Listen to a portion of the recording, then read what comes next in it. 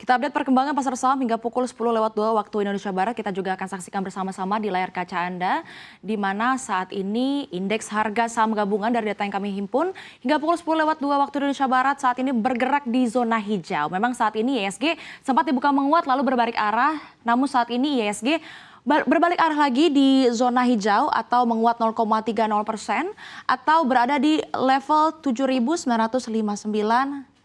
per pukul 10:03 waktu Indonesia Barat. Kita juga akan melihat ya pergerakan secara sektoral dari IHSG sendiri. Kita juga akan lihat dari 11 sektor, dari 4 sektor yang pertama, di mana dari 4 sektor yang pertama IHSG dari secara sektoral ini masih bervariasi, di mana non-consumer dan consumer ini berada di teritori positif, sementara untuk finansial dan perindustrian masih berada di zona merah. Kita juga akan lihat di 4 sektor berikutnya, apakah masih juga akan bervariasi dari volatilitas yang dialami IHSG pada pagi hari ini. Kita juga akan lihat bersama dari IHSG dari 4 sektor berikutnya. Di 4 sektor berikutnya, energi, bahan baku, infrastruktur masih berada di teritori positif atau menguat masing-masing 1,15%, 2,79% dan 0,03%. Sementara untuk properti juga masih bergerak tarik-menarik seperti itu di 0,01% pelemahan. Kita juga akan lihat di 3 sektor berikutnya. Di 3 sektor berikutnya seperti teknologi, transportasi, kesehatan sayang sekali harus berada di teritori koreksi atau di merah di 0,32%, 0,26% dan 0,51%. Ya, indeks harga saham gabungan atau IHSG memang dibuka menguat ya pada perdagangan Senin pagi ini 9 Februari 2026. Indeks sempat dibuka di level 7.970,02. Namun dalam 2 menit perdagangan pertama IHSG berbalik masuk ke zona merah dan terkoreksi. Pasar saham Indonesia diperkirakan juga masih bergerak hati-hati di awal pekan ini meski pada penutupan perdagangan akhir pekan lalu mayoritas indeks Wall Street mencatatkan kenaikan. Dow Jones naik 2,47%, Nasdaq Composite menguat 2,18% dan S&P 500 bertambah 1,97%. Pelaku pasar keuangan juga memasuki pekan yang syarat dengan agenda penting. Rilis data ekonomi makro dari Indonesia, Amerika Serikat, dan China juga akan menjadi perhatian utama para pelaku pasar. Data-data ini dinilai krusial untuk membaca kondisi daya beli, stabilitas harga hingga pasar tenaga kerja yang pada akhirnya akan mempengaruhi arah kebijakan pada bank sentral. Pergerakan saham-saham dan nilai tukar diperkirakan juga akan responsif terutama setelah dinamika pasar domestik yang masih cukup volatil.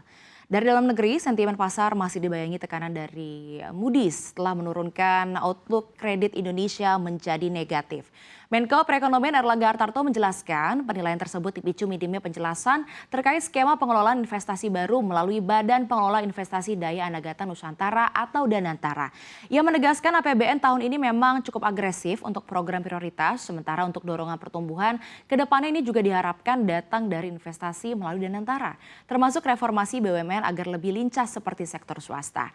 Dari kawasan Asia, pasar saham Jepang justru melonjak tajam. Indeks Nikkei 225 menembus rekor baru di atas level 57.000.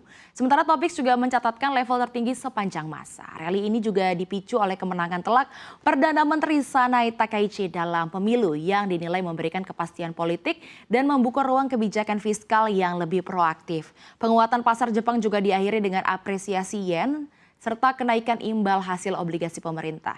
Sentimen positif dari Jepang juga ikut menular ke pasar Asia lainnya. Kospi Korea Selatan melonjak lebih dari 4%, Kosdaq menguat hampir 3%, sementara bursa Australia juga bergerak solid.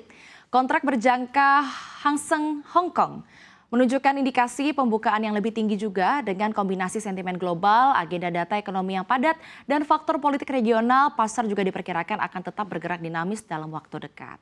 Dari kawasan Eropa, pasar keuangan juga masih dibayangi kewaspadaan tinggi, investor juga menantikan rilis data inflasi, produksi industri, dan arah kebijakan moneter Eropa Bank Sentral atau ECB. Khawatiran terhadap perlambatan pertumbuhan ekonomi Eropa juga masih menjadi faktor penekan untuk saat ini. Saham-saham di kawasan Eropa juga mengalami rotasi sektor, saham teknologi dan industri juga masih terpantau fluktuatif seiring koreksi yang terjadi di pasar global pekan lalu. Sementara sektor defensif seperti kesehatan dan utilitas cenderung menjadi pilihan yang aman.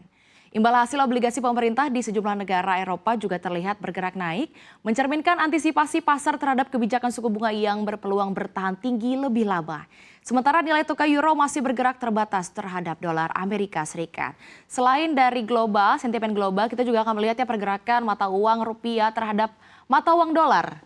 Di mana kita juga akan melihat bersama-sama terhadap mata uang di kawasan lainnya juga. Saat ini di manakah posisi rupiah terhadap mata uang dolar Amerika Serikat? Kita akan lihat bersama, saat ini rupiah masih terpantau stagnan atau berada di level psikologis 16.860 per 1 dolar Amerika Serikat. Kita juga akan lihat terhadap mata uang di kawasan lainnya seperti Singapura, lalu juga yen dan juga euro.